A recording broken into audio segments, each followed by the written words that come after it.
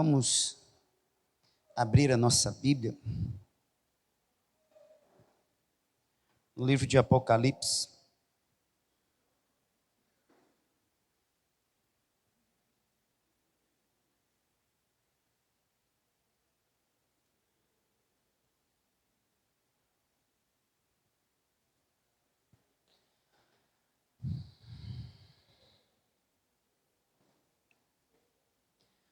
Apocalipse.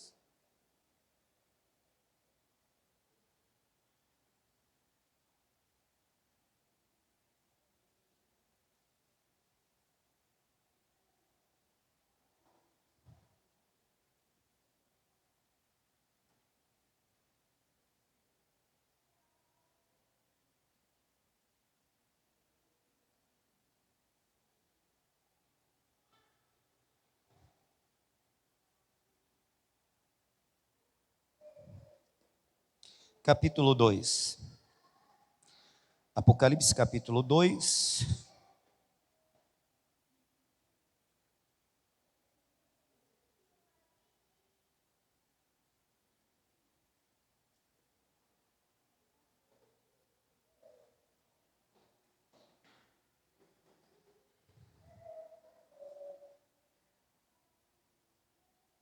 Versículo 1. Ao anjo da igreja em Éfeso escreve: estas coisas diz aquele que conserva na mão direita as 7 estrelas, e que anda no meio dos 7 candeeiros de ouro.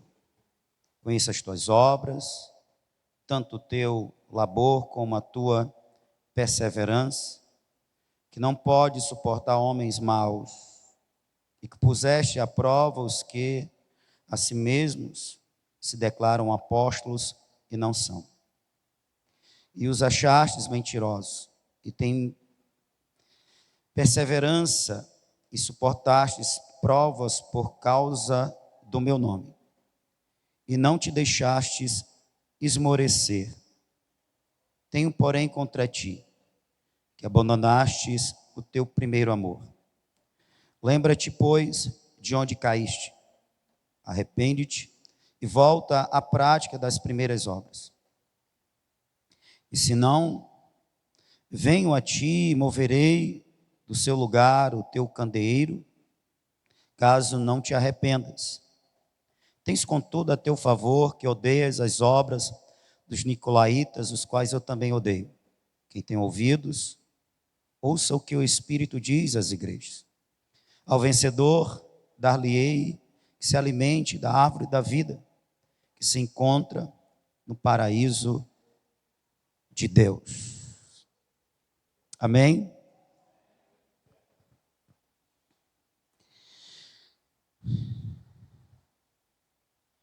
Das 7 igrejas às quais são destinadas as cartas, somente 2 delas não há uma repreensão. E a igreja de Éfeso não é uma delas. A igreja de Efésios, ela é uma igreja que nasceu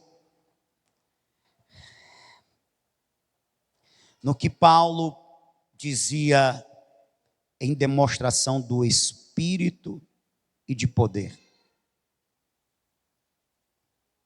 Foi em Éfeso que Paulo viveu um dos momentos mais intensos e poderosos do seu ministério. Foi lá em Éfeso que Paulo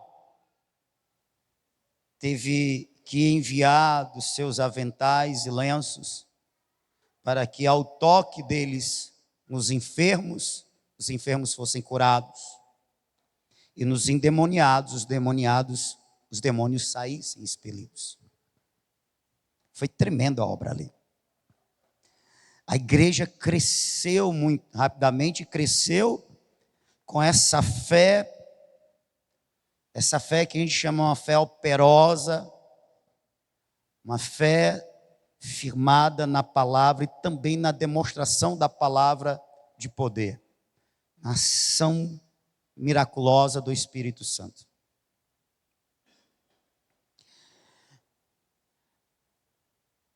É muito provável que essa ação tão poderosa de Deus tenha acontecido em Éfeso, dado ao lugar de tamanha idolatria que era. Afinal, era um centro religioso, onde uma deusa do panteão grego era adorada.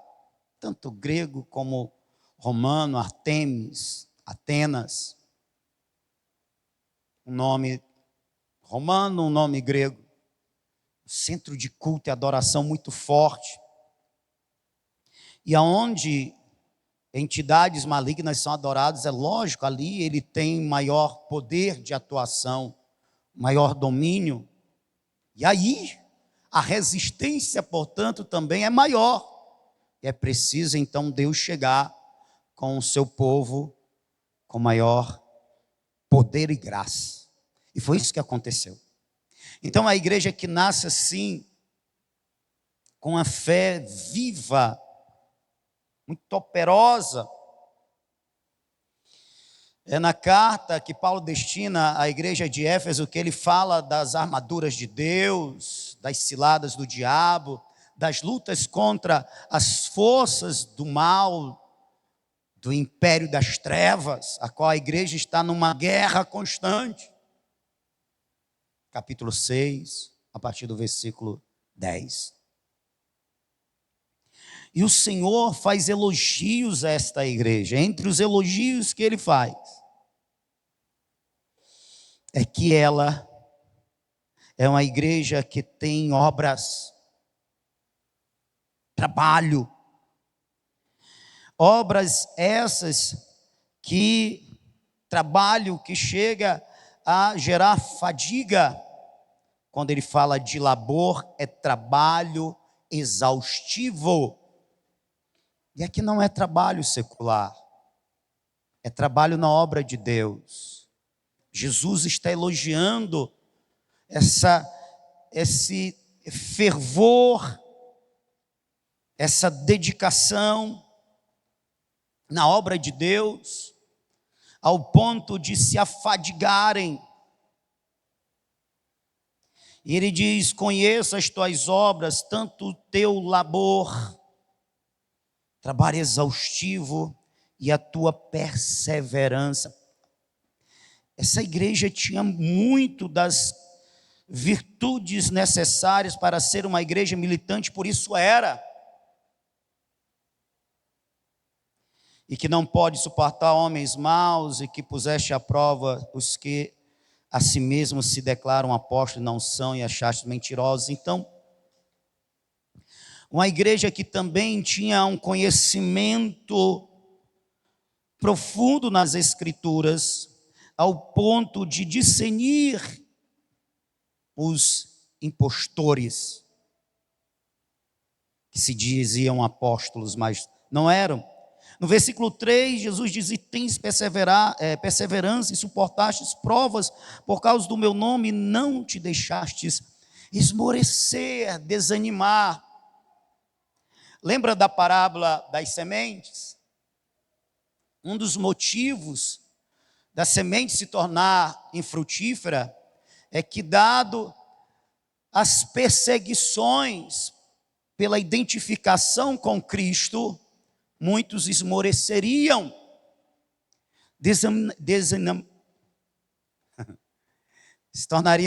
ficariam desanimados, desfalecidos.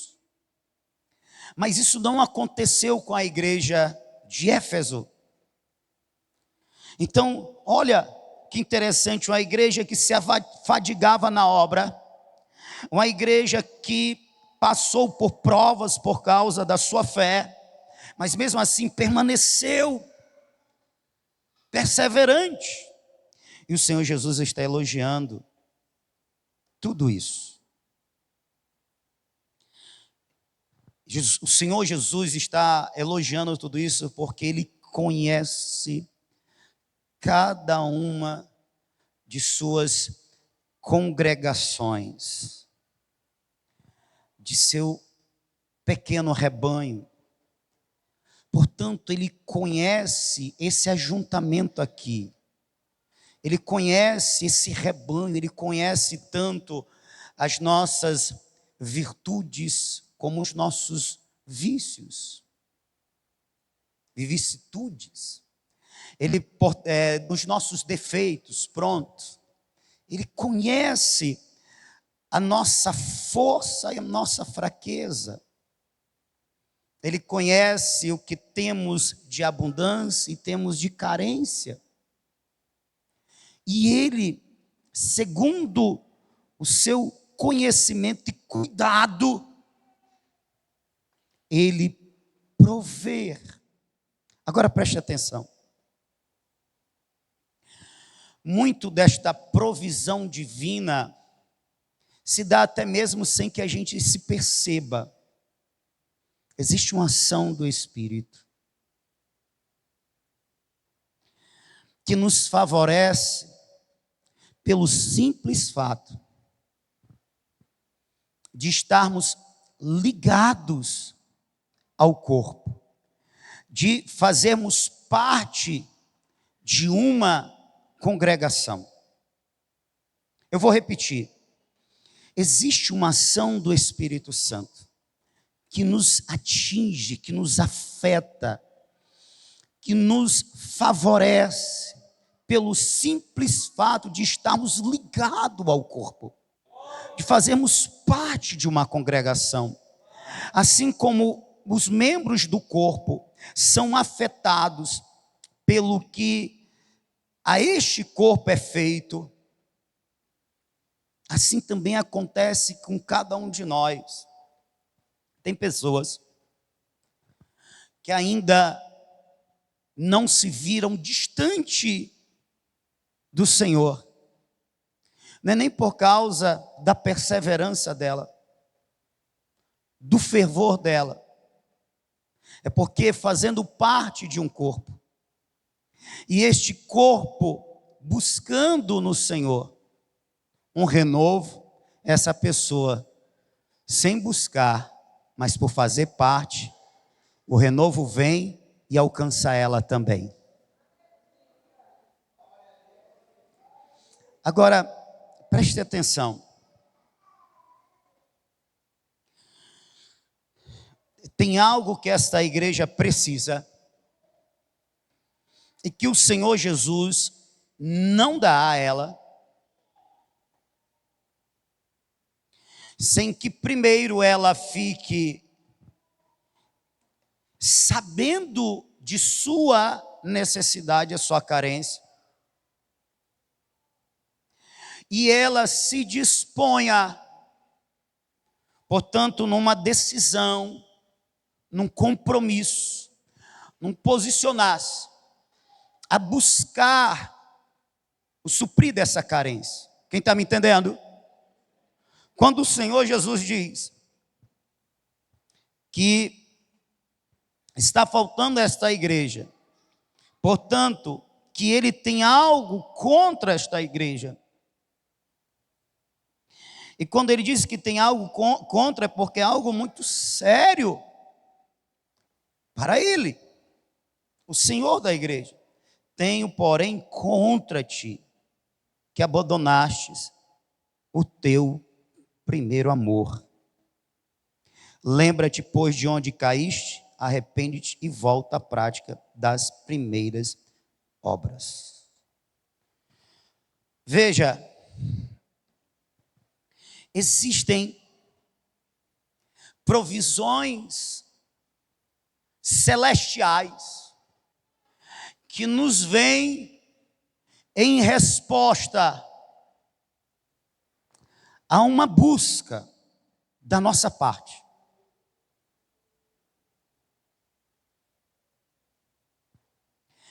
Existem ações de Deus que na verdade são reações a uma ação nossa.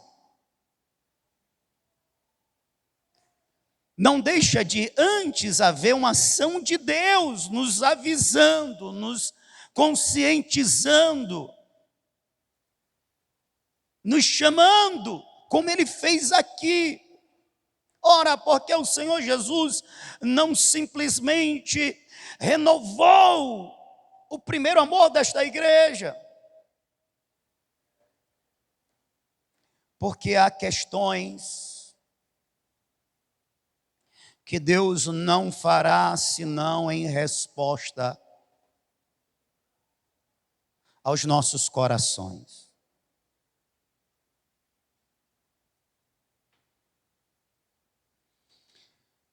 Existem questões, e principalmente questões relacionadas à relação com Ele, à adoração, ao serviço, que Deus Ele não nos obriga, embora Ele espere de nós que a Ele dediquemos, mas Ele não nos obriga. Porque se Deus não nos obrigar, aí não é adoração, aí não é louvor, aí não é oferta, aí não é serviço, aí é qualquer outra coisa, menos um ato de um adorador. Você está me entendendo? Faz sentido o que eu estou dizendo? E o que o Senhor Jesus está mostrando a esta igreja tem a ver com o que eu estou dizendo. E eu quero aproveitar. Veja, eu não estou continuando a mensagem do domingo passado. Eu quero aproveitar para tentar desbloquear,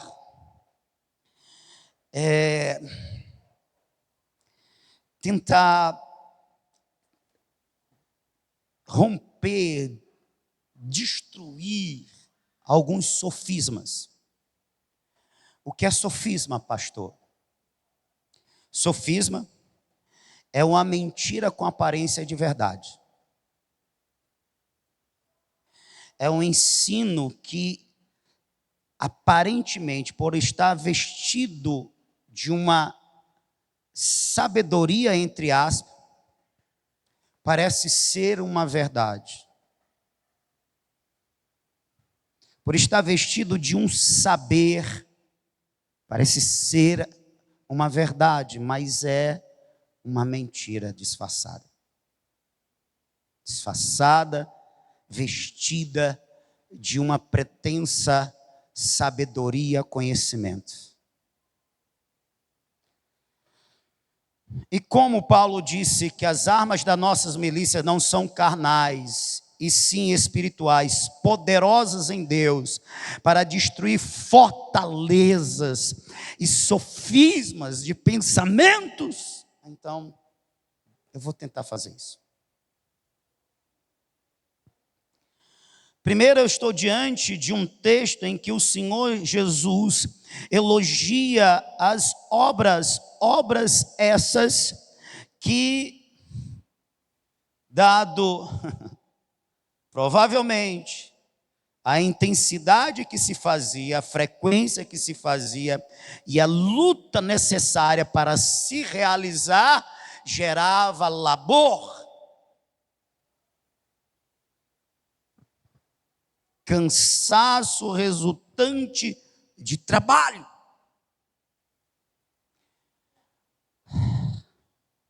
Jesus está elogiando isso.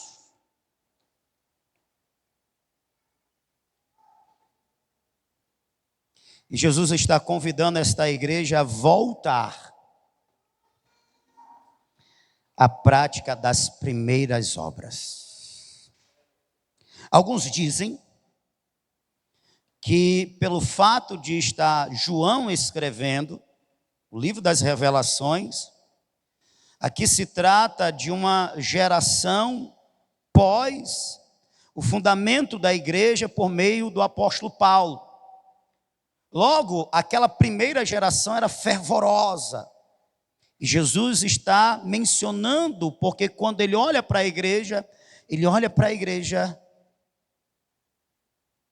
como um todo. Jesus está elogiando, e então essas primeiras obras, essas obras com labor, perseverança, desses primeiros crentes, os pioneiros. Mas essa segunda geração, porque havia passado pelo menos 30 anos, já não tinha a mesma disposição. Agora preste atenção. Nos nossos dias, é usado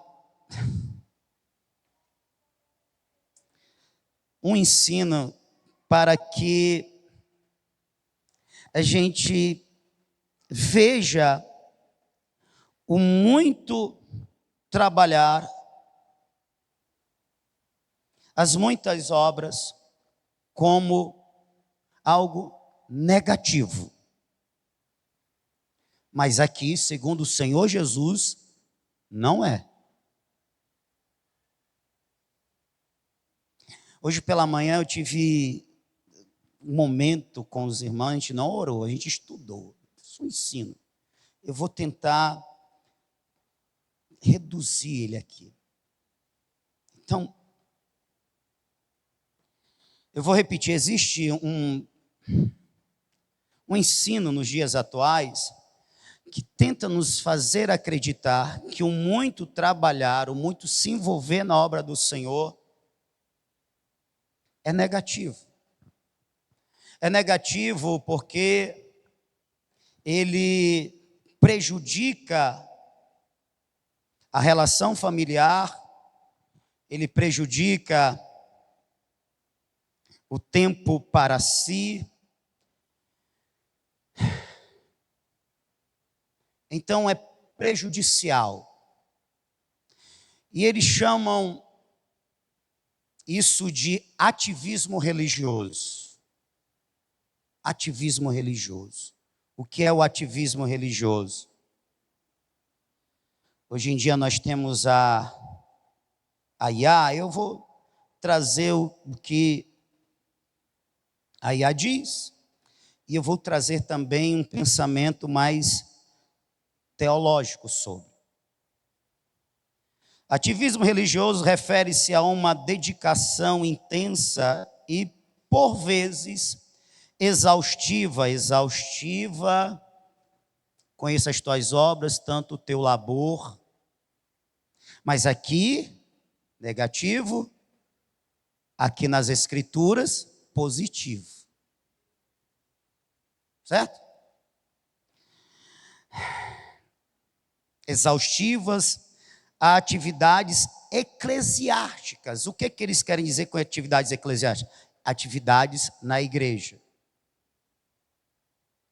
onde o volume de serviço supera a motivação espiritual e a comunhão real com Deus.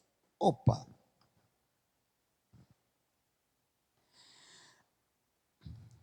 Eu tenho ouvido de alguns, principalmente pegando essa parte aqui, ó, a dedicação intensa e exaustiva de atividades eclesiásticas que atrapalham a relação com a família e rouba também o tempo para si.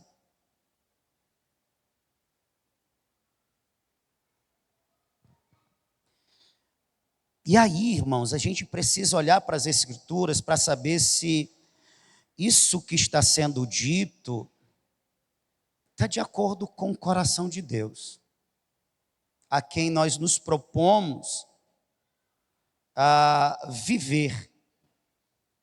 Amém? Alguém aqui um dia já disse que ia viver para o Senhor Jesus? Alguém aqui? Não?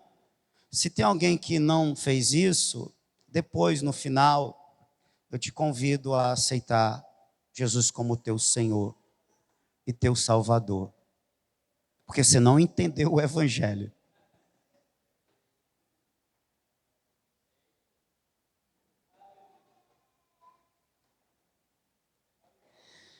Então vamos ver se as atividades eclesiásticas, que eu chamo as atividades cristãs, elas são mesmo ativismo religioso. Amém?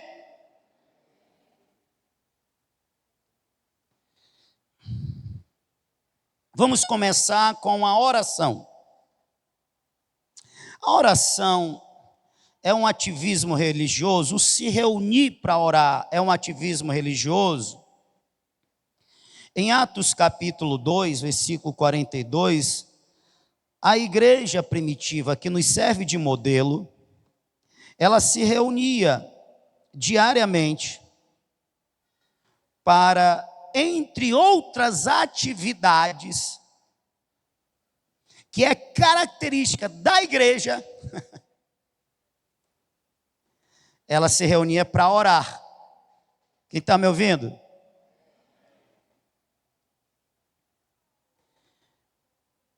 Capítulo 2, versículo 42, diz: e perseveravam na doutrina dos apóstolos, e na comunhão, e no partir do pão, e nas orações. Por que eu sei que é todos os dias? Versículo 46. Perseveravam unânimes todos os dias no templo. Irmãos, é assim, ó. Se eu pedir o conselho do homem natural, ele vai dizer que isso é fanatismo. Ele vai dizer que isso é exagero.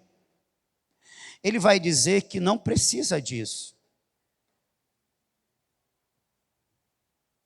Mas o que a Bíblia diz? Porque esse é o pensamento do homem natural, portanto, do homem que ainda não teve encontro com Deus, que não ama Deus, que não tem prazer de estar na presença de Deus e a Deus adorar e a Deus servir. Então é natural que este homem não entenda a nossa motivação e veja tudo isso como desespero, ou melhor, como fanatismo.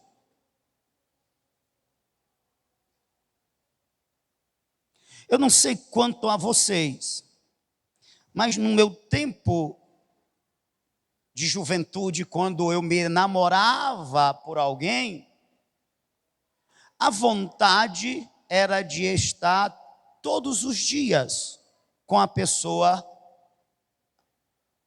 que no começo é uma paixão, não é? Alguém quando ficava apaixonado, tinha vontade e, portanto, prazer de estar com a pessoa amada todos os dias? Amém? Então não seria natural se nós estivéssemos apaixonados e enamorados por Deus que a gente quisesse estar com Ele todos os dias? Fazendo o que lhe agrada todos os dias? Então esse é o pensamento de quem está amando. Mas quem não ama? Você está entendendo que às vezes tem pessoa que está opinando sobre como nós devemos nos relacionar com Deus sem que ela nem conheça o nosso Deus? Não, pastor, mas eu ouvi de crente. Mas esse crente está ouvindo quem? Porque quando o crente fala de ativismo religioso, ele cita qual texto? Para dizer que o fazer muito por Deus e para Deus é negativo.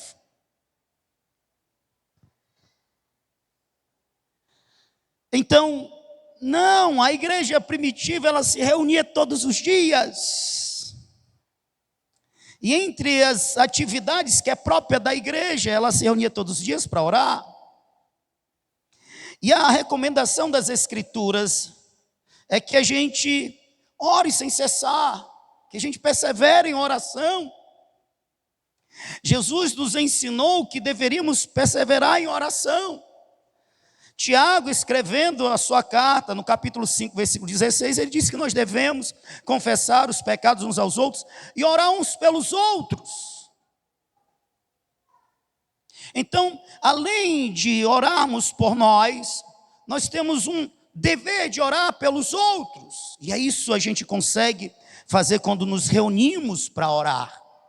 Quando a igreja se reúne para orar, ela está sendo igreja. Quem está me entendendo? Porque essa é uma atividade própria da igreja, que a ela foi confiada pelo seu Cristo.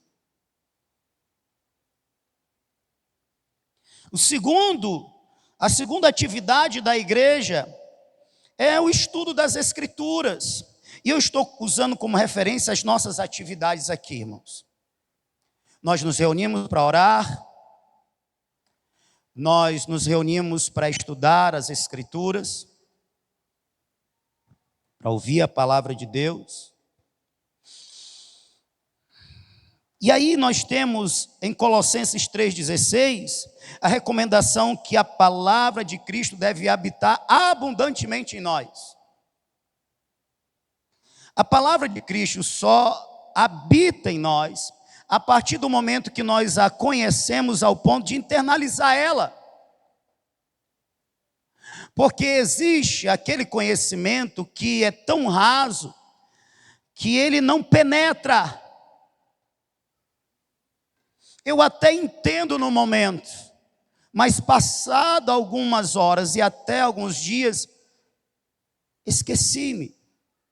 E Paulo não está falando desse tipo de conhecimento em que eu entendi o que é que o pastor está falando. Mas passou alguns dias, o que é que o pastor pregou? Olha, ele pregou sobre isso, mas é o que eu lembro. Não, Paulo está falando de um tipo de conhecimento que ele é internalizado ao ponto de fazer parte de nós. É um conhecimento que ele vem a partir do aprendizado, a partir de um estudo, onde se dedica ao pensamento, à reflexão. Porque se tem uma coisa que faz com que nós internalizemos o aprendizado, é a gente pensar como ele pode ser aplicado na nossa vida. Você está me ouvindo? Isso aqui é muito importante que você entenda. Se você estiver me ouvindo só para... bora, que estou doido para cear, está perdendo um grande tempo aqui.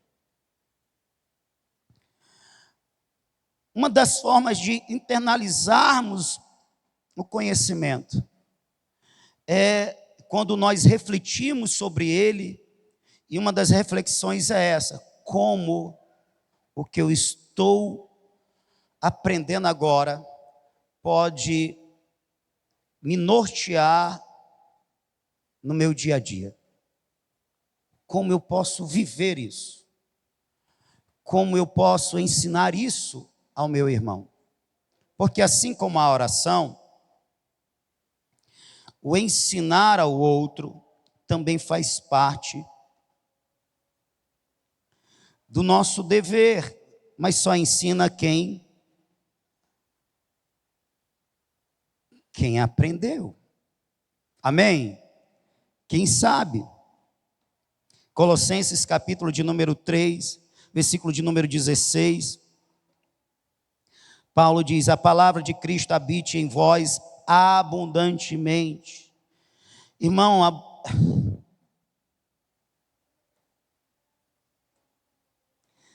não tem como a gente conhecer e a palavra ser abundante em nossa vida, se a gente, cara, eu vou me dar a ouvir uma pregação no domingo, Não vai, irmão. Não vai. Eu tenho 27 anos de crente. Irmão, eu desde o meu comecinho, eu gosto de estudar a palavra de Deus e tem muita coisa que eu não sei. Tem muita coisa que eu preciso revisitar, estudar novamente, meditar de novo. E eu fui uma pessoa muito ativa desde o começo, tipo assim, igreja primitiva, porque os crentes da minha época eram assim. Quando não tinha culto, a gente dava um jeito de se reunir para oração. Quando não tinha culto na nossa igreja, a gente dava um jeito de visitar outra igreja. A gente tinha muita fome e sede de Deus. Preste atenção no que eu vou dizer, preste atenção. Há muitos anos a gente, abre aspas, há muitos anos a gente faz o derramar, período de busca, amém? Pelo poder, pelo renovo. Avivamento. Eu quero mais sede de Deus, mais fome de Deus, eu quero anelar por Deus, eu quero a Ti, Senhor. Eu quero sair dessa frieza, dessa apatia espiritual. Pronto, derramar é para isso. Poder também para fazer a obra. E, irmãos, eu já li alguns livros sobre avivamento. Alguns livros. E nos avivamentos, uma característica, presta atenção, ó, uma característica de uma igreja que está precisando de um avivamento. Você está me ouvindo? É a baixa frequência nos cultos. É a baixa frequência nas orações. É o desinteresse pelo estudo da palavra de Deus. Tudo que eu estou dizendo aqui, que a palavra de Deus está dizendo, seja abundante, entendeu? Busque tal. Quando uma igreja está em tempos de frieza, uma das características é essa. Logo, quando ela passa por um avivamento, uma das características de que a igreja está avivada é que a frequência dos cultos torna-se diária. E em determinados casos, culto só tem hora para começar, não tem hora para terminar, porque o povo não quer deixar aquele lugar impregnado do poder e da presença de Deus. Nós tivemos um exemplo recente. Na faculdade, acho que é Asbury, esse nome em inglês é complicado para um brasileiro cearense. Foram semanas em que um culto não terminou. Semanas.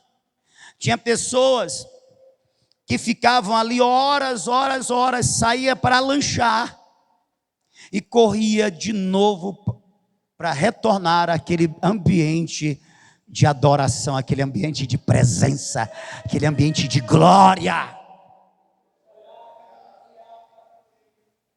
Então, uma das características de uma igreja que está fervorosa, avivada, é que ela ama estar na presença do Senhor e fazer a obra do Senhor. Fechou aspas. Então veja, irmãos.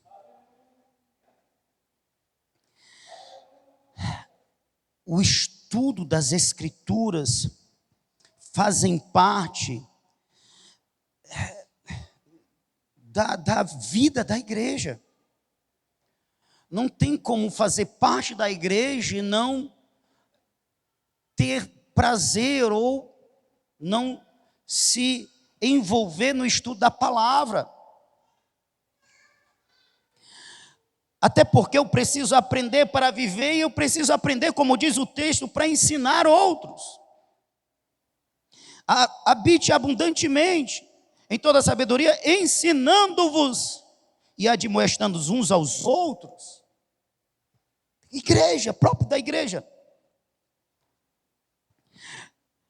E quanto a esse amor, ou essa meditação na palavra, Salmo 1, versículo 2 diz: é bem-aventurado, é feliz quem medita na lei do Senhor dia e noite.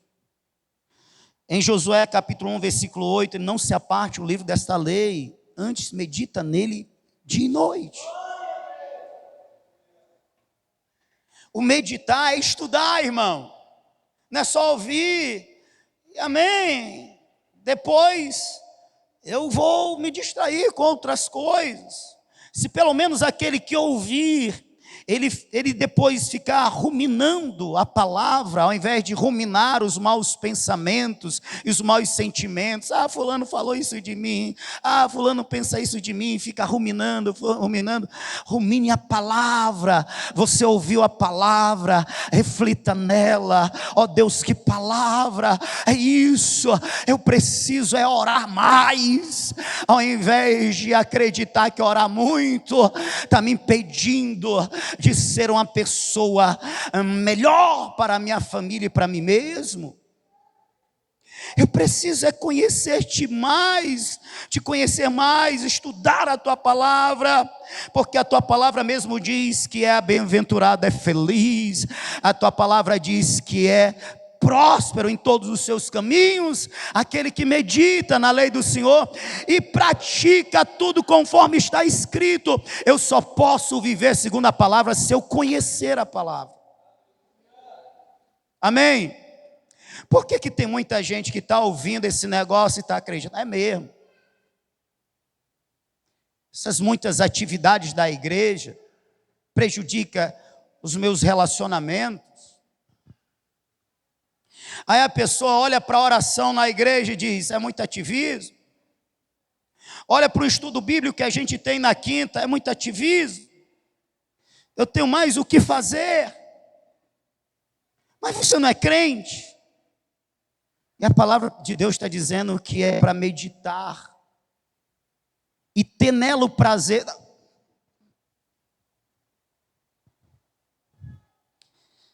Meu Deus, eu tento correr, mas eu sou assim. Antes tem o seu prazer na lei do Senhor e na sua lei medita de dia e noite. Tem prazer. Pastor, não tenho prazer. Pastor, eu acho uma chatice. O Marco Feliciano, antigamente ele dizia assim, tem uma mensagem que ele disse assim: pentecostal que não faz barulho está com defeito de fabricação. Vou adaptar essa frase a esta pregação. Crente que não tem prazer na palavra do Senhor está com defeito de conversão.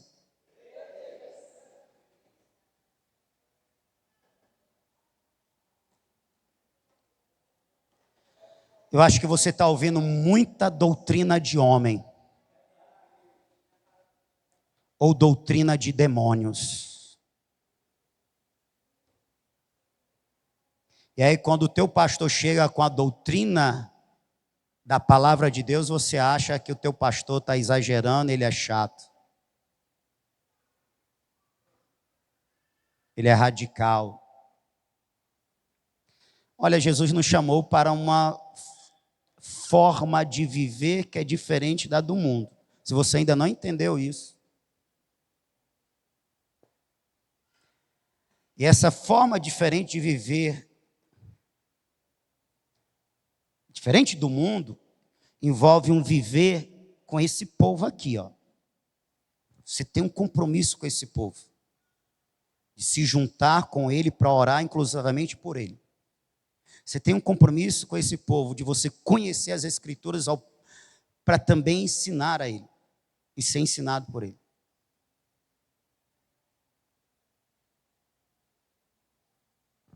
ensinando uns aos outros.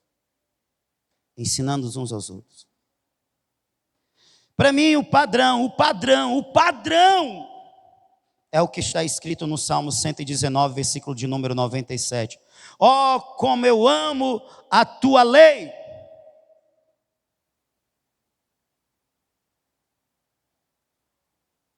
Aí o diabo sussurra no ouvido do incauto e diz: mas isso daí era o salmista. Não tem que ser você. Aí eu digo, no nome do Senhor Jesus, sai de reta, Satanás. Sai de ré, Satanás.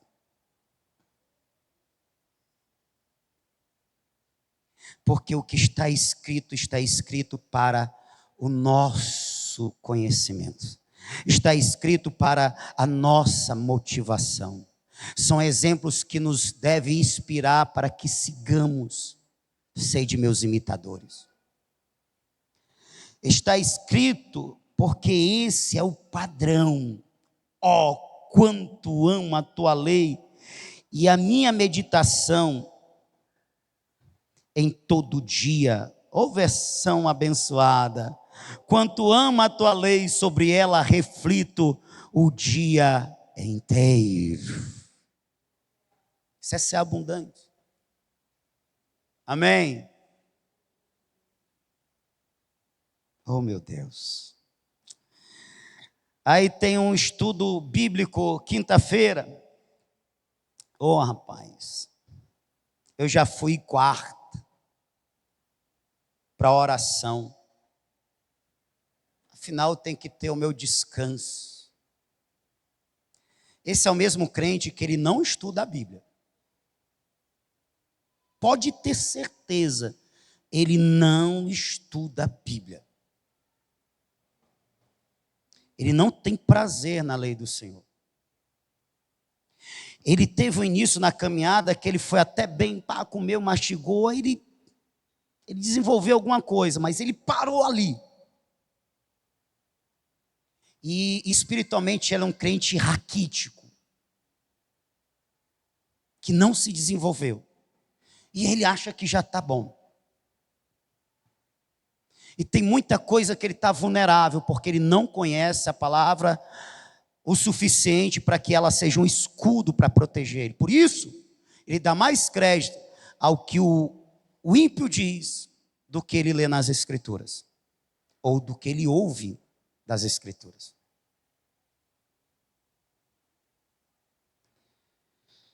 Talvez por hoje a igreja seja uma igreja que dificilmente vê milagres. Dificilmente uma igreja que prova de experiências sobrenaturais, porque o povo não tem prazer nas coisas que é próprio da igreja.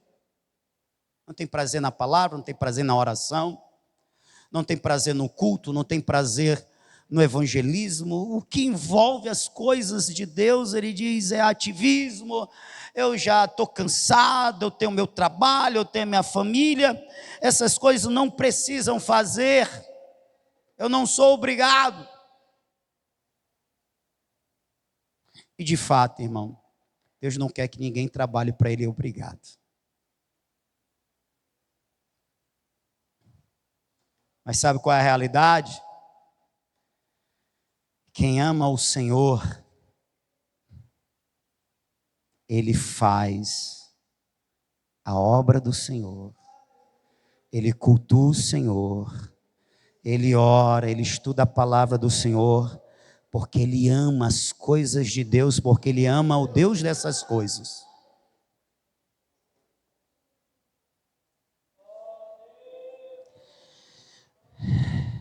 E aí nós temos os cultos, 2 cultos na semana. O culto a Deus é um ativismo, o estudo da palavra é um ativismo, a oração é um ativismo. Bem, a palavra de Deus não diz que culto é ativismo. No Salmo 27, versículo 4, está escrito. Eu estou terminando, irmãos. Eu vou fechar. Uma coisa é pedir ao Senhor e a buscarei, que possa morar na casa do Senhor todos os dias da minha vida, para contemplar a formosura do Senhor e aprender do seu templo. E aprender no seu templo. Uma coisa peço ao Senhor e a buscarei, que eu possa morar na casa do Senhor todos os dias. Quem é o crente que quer morar na casa do Senhor, quer frequentar o templo todos os dias? O crente que ama e o crente que está avivado. Porque o mandamento de Deus é: congregai a mim todos os santos, os que fizeram comigo aliança por meio de sangue. Salmo 50, versículo 5. O mandamento é: não deixe de congregar, como é costume de alguns. Hebreus, capítulo 10, versículo de número 25. Antes, estimule uns aos outros, quanto mais que vedes que se aproxima o grande dia, o dia do Senhor.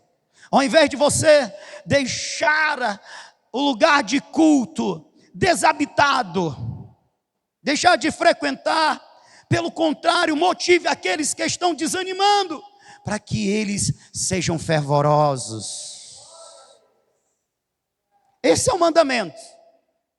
Então,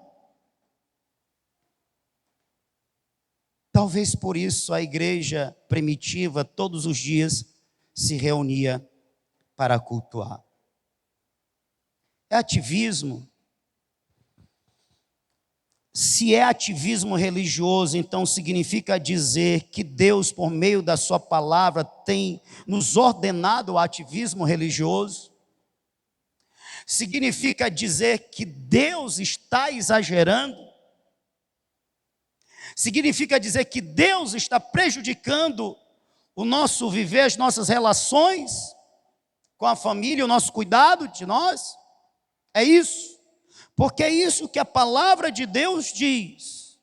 Nós devemos nos reunir para orar e sejamos abundantes, estudar a palavra de Deus e sejamos abundantes, nos reunir para culto e sejamos abundantes. A referência é de pessoas que querem estudar a palavra de Deus diariamente, a referência é de pessoas que querem cultuar a Deus diariamente.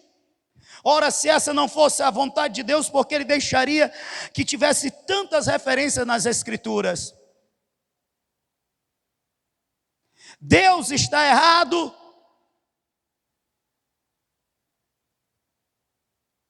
Deus errou quando todos os dias Ele comparecia no jardim para estar com aquela família, Adão e Eva? É isso? Ou no jardim está a resposta, está a expressão do que Deus espera, do que Deus pretende na conversão, na nossa salvação, é que a gente se reúna em família, e em família nós a Ele cultuemos e a Ele sirvamos.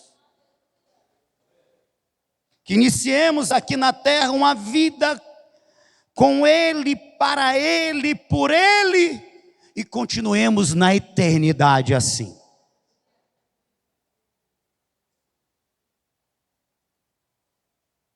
Deus errava em se encontrar com aquela família na viração da tarde, todos os dias. Por que Adão e Eva não achavam aquilo chato, como muitos acham nos dias de hoje?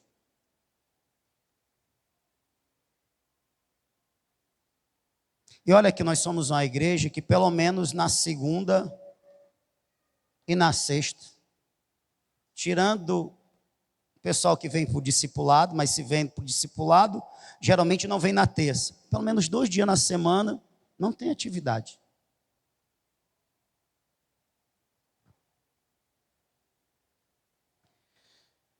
O propósito dessa palavra é justamente para que você não veja as coisas que são próprias da igreja, que Deus estabeleceu para a igreja, você não veja como algo penoso, chato, negativo, um ativismo religioso que está fazendo, na verdade, você perder o seu tempo.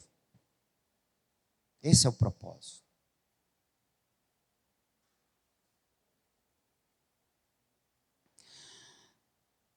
A verdade é que o ativismo religioso, ele existe quando alguém se envolve nas atividades da igreja. Portanto, ela vem para as orações, ela vem para os estudos, ela vem para os cultos, ela participa dos evangelismos, ela faz a obra de Deus, mas com a motivação errada. Isso é um ativismo. É quando acontece com ela o que aconteceu com a igreja de Éfeso. O quê? Faltava amor. Então o que existia?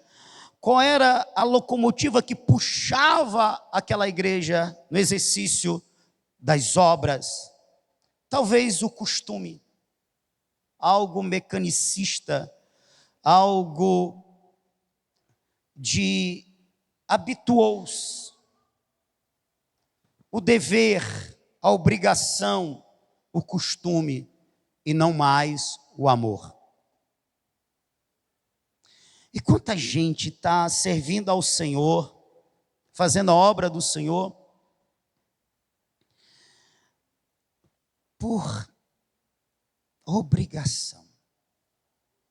Se obriga, e não porque ama. A força não é o amor, é outra coisa. Irmão, quando falta o amor na adoração, nas atividades da igreja, é como Paulo disse, é como um sino que tine, mas não dá um som. Um som com um propósito. É como entregar até a vida, mas não valer de nada. É como exercitar-se até em profecia, mas não tem valor nenhum. Por isso que Jesus chega à igreja de Éfeso e diz: eu tenho, porém, contra ti o que deixastes o teu primeiro amor. Lembra de onde caíste e volta à prática das primeiras obras. Quando falta amor, não faz sentido o Salmo 119, versículo 97. Ó, como eu amo a tua lei. Se falta amor, não ama a lei. Então por que tu está lendo? É porque tem que ler. Quando falta amor, o Salmo 84, irmão, também não faz sentido. E eu quero estar caminhando aqui para encerrar, lendo esse salmo. Salmo 84 fala de uma pessoa apaixonada por Deus e que vê no culto ao Senhor uma oportunidade para se encontrar com Ele e demonstrar esse amor. Você está me ouvindo, amém? O Salmo 84 fala de alguém que ama a Deus e que vê na oportunidade do culto um momento propício para expressar esse amor. Na presença de Deus está. Versículo 1 diz: ó, quão amáveis são os teus tabernáculos, Senhor dos exércitos. A minha alma está anelante e desfalece pelos átrios do Senhor. O meu coração e a minha carne clamam pelo Deus vivo. Até o pardal encontrou casa e a andorinha ninho para si e para a sua prole, junto dos teus altares, Senhor dos exércitos, Rei meu e Deus meu. Bem-aventurados os que habitam em tua casa, louvar-te-ão continuamente. Bem-aventurado o homem cuja força está em ti, em cujo coração estão os caminhos aplanados. anelar pela casa do Senhor, suspirar pela casa, desfalecer, desmaiar pela casa do Senhor. Oh, que exagero, para que isso? É porque você não está sentindo, não está vivendo o amor que esse homem estava vivendo. Esse é o padrão.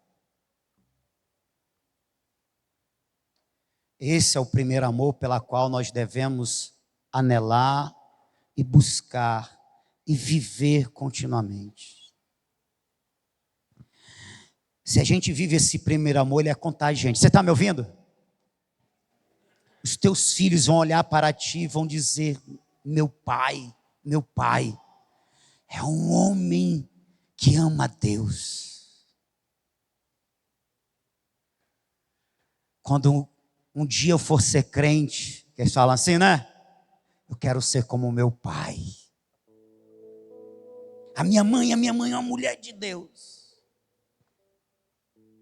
Eu vejo o amor dela por Deus, como ela anela por Deus. Quando eu for ser crente, eu quero ser como ela. Agora, se ele vê o teu desgosto pelas coisas de Deus, ele vai ter gosto por quê? Por quê? Se você passa para ele que hoje tem culto, hoje tem a oportunidade de me encontrar com Deus e me alegrar na presença dele, e desfrutar da presença dele, e amá-lo e ser por ele amado. Por que culto é isso?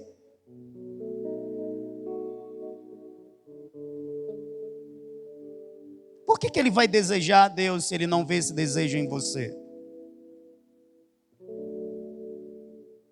Porque ele vai ver as coisas de Deus como maravilhosas, se você não as tem por maravilhosas.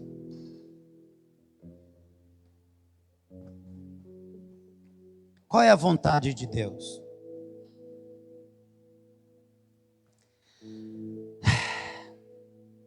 Você quer saber da verdade? Não tem um versículo bíblico que diga assim: todos os dias, esteja na minha casa, me buscando. Pelo menos eu não encontrei. E por que o Senhor está dizendo que a gente precisa? Porque tem versículos que mostram pessoas, como o salmista, que dizia: eu queria morar na tua casa. E Deus disse: escreve, registra no meu livro esse salmo. E por que Deus não coloca um versículo dizendo tem que estar, mas Ele deixa versículos assim: eu quisera morar? É porque Ele quer ser desejado. Ele quer ser amado como Ele nos ama. Ele não quer nos obrigar a isso, mas Ele espera muito que a gente o ame nessa mesma intensidade. Então Ele deixa como que placas sinalizando: é essa a minha vontade. É essa a minha vontade. Olha, é essa a minha vontade.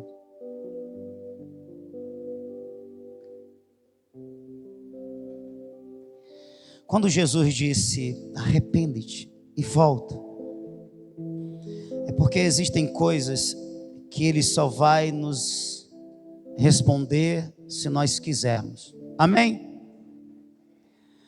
E aí Ele é bom, Ele chega e diz: olha, você não está de acordo com o meu coração, eu não estou me agradando de ti.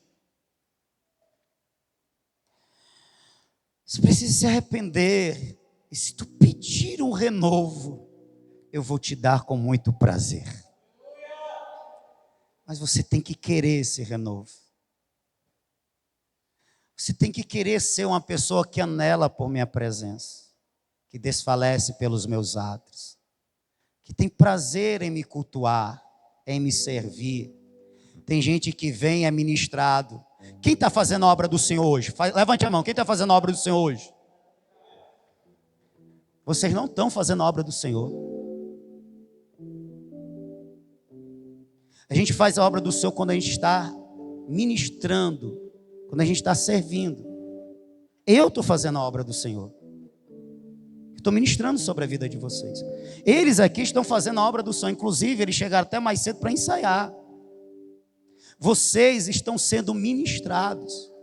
E tem gente que está contando o culto como obra do Senhor. Eu faço a obra do Senhor. Como, irmão? Eu vou para a igreja, eu vou para o culto. Tu está recebendo, irmão. No estudo bíblico, quem faz a obra do Senhor no estudo bíblico? Quem ensina? O rapaz lá, Kaique, ajeita aqui e tal, vamos gravar para o missionário. Quem serve está fazendo. Quem recebe, está sendo ministrado, está recebendo. Então, se você botar no papelzinho, quando você faz a obra, quantas vezes, quantas horas, você vai ver assim, rapaz, eu não faço a obra do Senhor, não. E a Bíblia diz que a gente tem que ser abundante na obra do Senhor. 1 Coríntios 15, 58. 56? 58. Firmes, constantes, abundantes na obra do Senhor. Um mandamento, eu estou pecando, quebrando esse mandamento, eu não estou fazendo a obra do Senhor, ou estou fazendo pouco, e o diabo está me fazendo acreditar que eu já faço muito. Porque afinal eu vou cansado para a igreja cultuar, aí eu acho que estou fazendo a obra do Senhor. Eu vou cansado de estudar a Bíblia, aí eu acho que estou fazendo a obra do Senhor. Não está fazendo nada. E está achando que eu estou fazendo muito. Arrepende-te. Arrepende-te. Vai praticar a obra do Senhor. Faz com alegria. Aleluia. Você está me entendendo? O Senhor Jesus quer muito ver uma igreja fervorosa. Uma igreja que se fadiga. Ô irmão, do jeito que você se fadiga no teu trabalho, não dá para se afadigar na obra do Senhor, não? Esse investimento que você faz para si, não dá para fazer para Deus também, não? Você faz por si, faz por tua família, porque você se ama e ama a sua família. Você também não ama a Deus? Não dá para fazer também, não? Jesus aqui falou de uma igreja que fazia. E se ele falou é porque é o padrão. Está me entendendo? Amém? Por que ao invés de acreditar assim, rapaz, do mesmo jeito que eu me afadigo no meu trabalho, eu vou me afadigar, adorando o Senhor, fazendo a obra do Senhor? Porque ao invés de pensar assim, que é bom, eu penso de outra forma, eu já estou fadigado, cansado do meu trabalho, eu lá vou fazer evangelismo, eu não tenho mais força para isso, vigor para isso não. Eu lá vou estudar, eu vou lá estudar para dormir, irmão, eu vou nada. Quando dá sono no teu trabalho, o que é que tu faz? Tu dorme no trabalho? Ou tu toma alguma coisa, tipo um café, lava o rosto, senão tem que trabalhar, meu irmão. Senão botar o para fora. Por que você não faz mesmo para as coisas de Deus? Porque para as coisas de Deus é assim, Deus entende. Deus não entende nada, irmão. Melhor, Deus entende. Que está faltando da tua parte conhecimento e boa vontade. Deus entende que está faltando da tua parte conhecimento e disposição de dar para Ele o que você dá para si. Amém? Você pode ficar de pé? Você tem saúde para ficar de pé? Fique, se não tem, amém.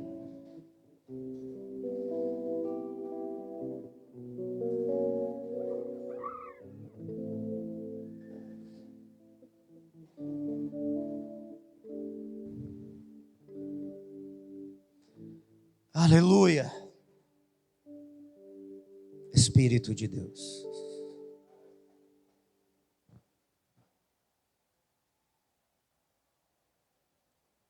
Espírito de Deus nos ajuda, Senhor.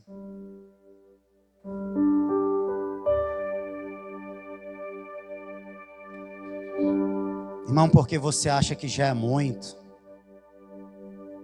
você se dá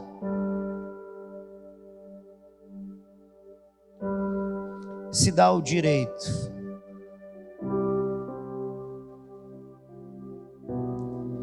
de não se envolver com a obra do Senhor.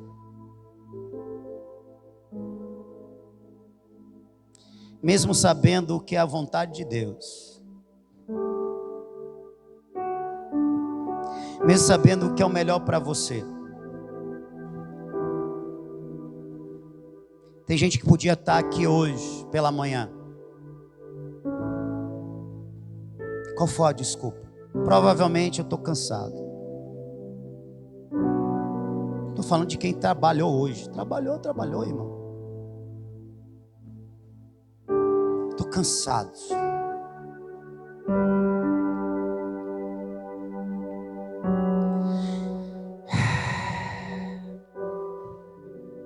O que a gente faz com esses mandamentos de Deus? Ore sem cessar, medita na palavra de noite, se reúna para culto, faz a obra do Senhor, seja zeloso no serviço. O que a gente faz com isso se a gente não tem vigor? Na verdade, às vezes o que nos falta é conhecimento e amor. Conhecimento você está tendo agora, irmão. Se você quiser continuar frequentando o culto e achar que já está fazendo muito para Deus, eu estou fazendo a minha parte. Se você não vai fazer a sua, eu não posso lhe obrigar. Agora, se você quer mudar mesmo, se você quer viver conforme o coração de Deus, eu tenho uma boa notícia para te dar. Deus também quer. E a força, o poder que você precisa está nele e dele à tua disposição. Eu vou repetir. Deus também quer. E a força e o amor renovado que você precisa está nele e à tua disposição. Portanto, se nesta noite você chegar para Deus sinceramente e dizer: Senhor, eu quero ser alguém que vai ser mais fervoroso na tua obra, na tua casa, e isso por amor a ti, queimando de amor. Ó Deus, me visita com este amor. Eu tenho a certeza que Deus vai fazer, porque essa é a vontade de Deus. Amém? Essa é a vontade de Deus, aleluia. É que a gente viva neste presente século de uma forma a glorificá-lo, a honrá-lo, a mostrar para os outros: ei, é assim que se ama o Deus verdadeiro, é assim que se adora o Deus verdadeiro. Olhe para mim e você vai ver como é que Deus espera ser adorado. Olhe para mim e você vai ver como Deus espera ser amado. Olhe para mim, o mundo precisa desse testemunho. E Deus quer que você, ou melhor, Ele quer através de você dar esse testemunho. Por isso que se lhe falta força, no Senhor você tem essa força. No Senhor você tem essa força. Você crê nisso? Amém? Você crê nisso?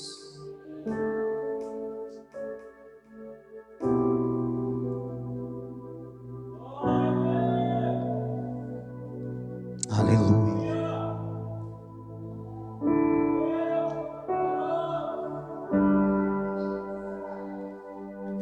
No meu testemunho pessoal, eu nunca vi um crente dedicado à obra de Deus cuja família se perdeu por causa da dedicação dele. Pelo contrário, eu vi a família vindo e vindo e vindo.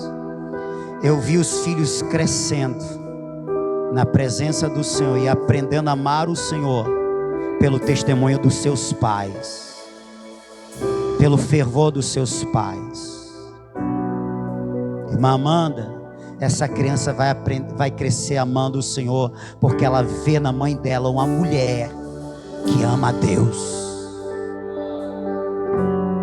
Aleluia. Irmão Joaci, os teus filhos ainda não são do Senhor, mas eles já olham para ti. Eles ainda não te disseram, mas eles olham para ti e dizem: hoje o meu pai é um homem de Deus. Eu vejo Deus na vida do meu pai, não apenas pela mudança que aconteceu na vida dele, mas pelo fervor, pela dedicação, o jeito que ele ora, o jeito que ele busca. Eu vejo Deus na vida de meu pai. Quando me converter, eu quero ser que nem o meu pai.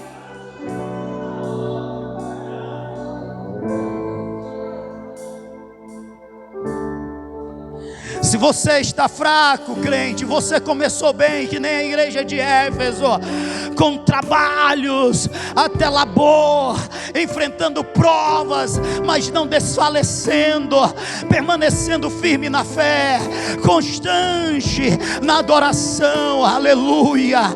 Mas agora você se vê desmotivado. Ei, nós servimos um Deus que diz: Ele dá força ao cansado e renova o vigor daquele que não tem mais nenhum. Aleluia. Aqueles que esperam no Senhor renovarão as suas forças. Aleluia. Os jovens correrão e se cansarão, mas aqueles que esperam no Senhor renovarão as suas forças, correrão e não se cansarão, alçarão voos como de águias. Com isso eu estou querendo dizer, você que quer voltar ao primeiro amor, Deus está pronto para restaurar você. Aleluia. Deus está disposto. Esta é a vontade do Pai. Aleluia.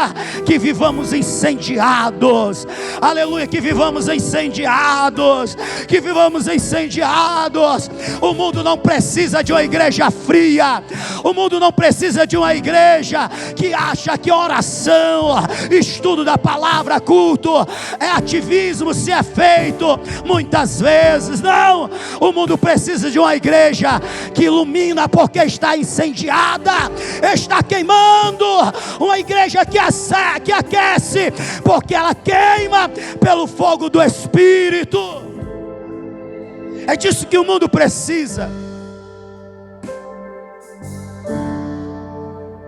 E não de crente murfino, que ao invés de orar, não vou para oração hoje não. O que é que tu vai fazer? Eu vou descansar. Como? Tá com a Netflix, vou maratonar aqui. O quê?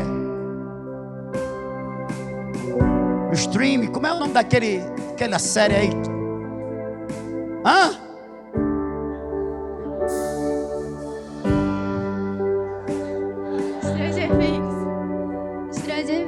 Stranger Things. Aí sai o crente fervoroso. Eu assisti Stranger Things. Eu vou expulsar demônios, eu vou evangelizar, eu vou orar mais, eu vou estudar mais. Como eu anelo a presença de Deus. Não!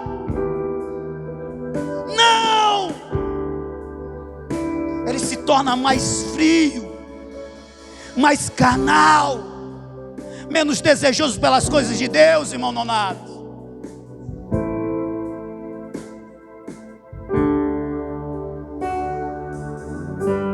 Agora bota o crente. Vamos orar e vamos jejuar, irmãos. O crente vem os primeiros dias. A carne não deixa eu jejuar, mas eu jejuei. Eu estou cansado do trabalho, mas eu vim, Senhor. Eu vim porque eu quero mais de ti. Olha o crente que ama. Eu quero mais de ti. Aí está lá o pastor. Deus Todo-Poderoso, Senhor dos céus e da terra. O crente, amém. Oh, como tu é grande. Aí a Bíblia diz que onde há adoração, o Espírito de Deus se move. Onde há louvor, a presença do Espírito do Senhor. Alguém chegou morfino, mas ele ama. Ele chegou, ele está buscando a Deus. Ele quer voltar ao primeiro amor. Aí de repente ele diz: é verdade, Jesus. Ai,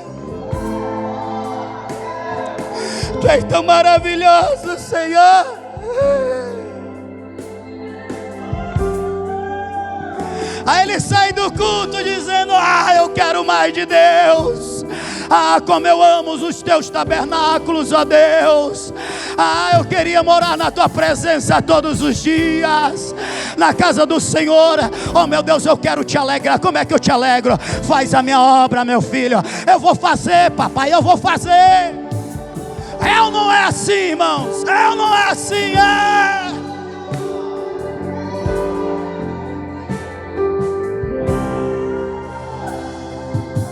Stelion torome de Gaia setius tora Aramanjas suide so toromandagai. Existe um que não quer que você seja devotado, piedoso, dedicado, zeloso. Ele chama tudo isso, zelo, dedicação, piedade, de ativismo religioso e fanatismo. E ao invés de você ouvir a palavra de Deus, portanto, o Deus da palavra, você está ouvindo o diabo, você está ouvindo essas mentiras e está acreditando nele, e ele está te derrotando, está fazendo você perder a tua vida, o tempo que ainda lhe resta, gastando com besteiras que nada te edifica. Mas nesta noite Deus te chama de novo para um compromisso, porque Deus quer te usar nesta terra. Deus quer te usar nesta terra. Deus quer te usar nesta terra.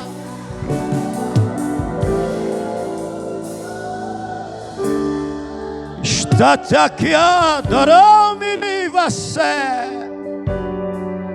Sulimin Shantarai Asenebenegai Damati Astario Namandagai Ida Namandagai.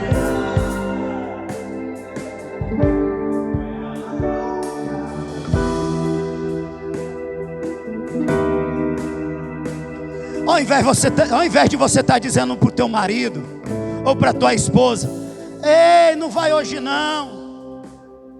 Para que tanto culto? Para que tanto envolvimento? Fica aqui, vamos ter um momento só nós.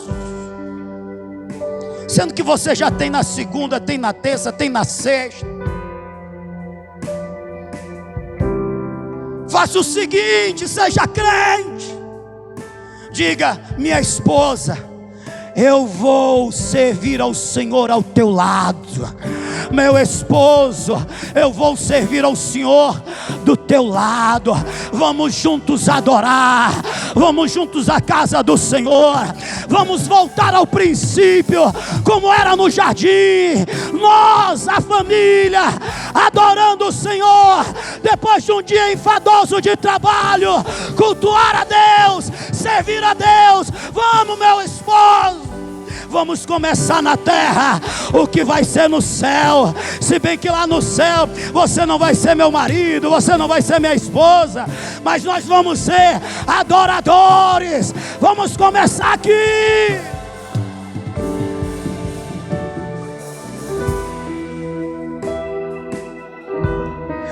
Deixa de ser incrédulo, seja crente.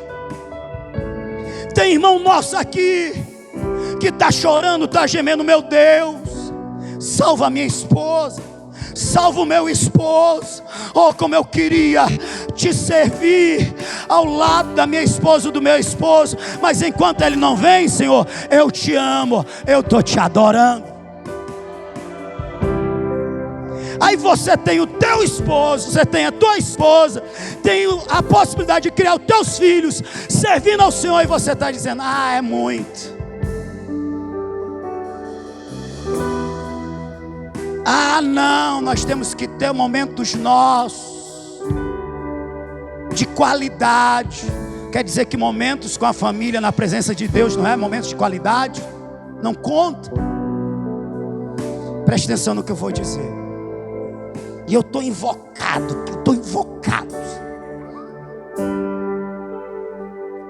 Você ousa.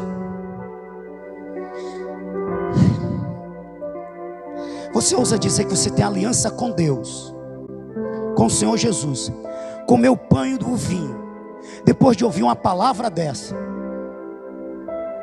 e não dar crédito? É sério que você tem coragem? É sério que o pastor está sendo usado aqui pela carne, mesmo mostrando na Bíblia? É sério que você vai dizer: Senhor, obrigado, eu tenho uma aliança contigo, Senhor. Eu faço parte agora da família do céu. Eu sou agora um adorador, um filho, um servo. Por isso, eu estou comendo do pão, eu estou bebendo do vinho. E a palavra, meu filho? Não é para mim não.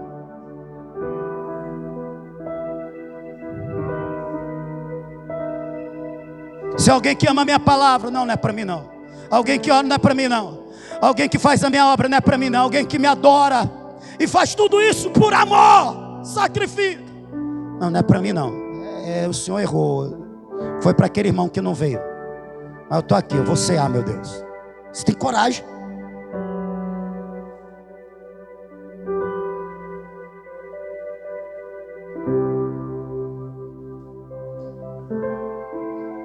Você tem coragem? Foi denunciado que o teu primeiro amor precisa ser renovado, e você não vai atrás de renovar, mas vai cear. Jesus disse que tinha que se arrepender, mas você não vai se arrepender, mas vai cear. É sério? É sério que você vai continuar na caminhada assim? Deus falando e você não dando crédito?